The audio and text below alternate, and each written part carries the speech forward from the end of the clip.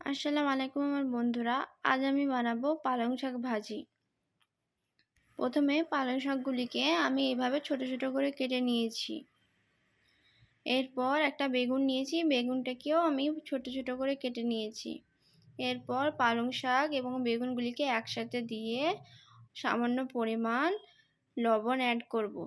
লবণ অ্যাড করে সামান্য পরিমাণ জল অ্যাড করে আমি কিছুক্ষণের জন্য 5-7 মিনিটের জন্য শাকটিকে ঢাকা দিয়ে সেদ্ধ করার জন্য ছেড়ে দেবো।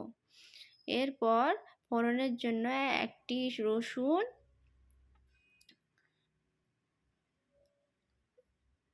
এবং কয়েকটি শুকনো লঙ্কা, রসুন এবং শুকনো লঙ্কা একসাথে আমি কিছুটা থেতো করে নেব।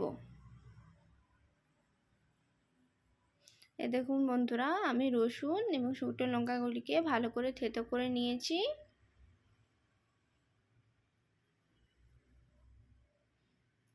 এদিকে আমার শাকটি এবং বেগুনটি ভালো করে সেদ্ধ হয়ে গেছে। 5-7 মিনিট পর আমি নামিয়ে নিয়েছি। এরপর আমি ফোড়নের জন্য অল্প পরিমাণ 5 ফোড়ন তেলে অ্যাড করব এবং ওই থেতো করে রাখা রসুন শুকনো লঙ্কাগুলিকে অ্যাড করব।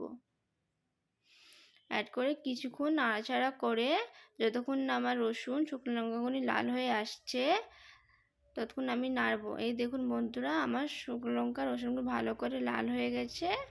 এরপর আমি শাকগুলিকে রসুন এবং শুকনো লঙ্কার সাথে দিয়ে দেবো। দিয়ে কিছুক্ষণ আমি নাড়াচাড়া করব।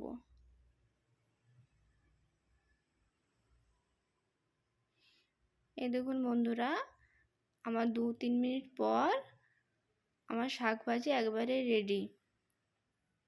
এই শাক ভাজি গরম গরম ভাতের সাথে খেতে খুব মজাদার হয় এবং এই শাক ভাজি খুব সুস্বাদুও হয়।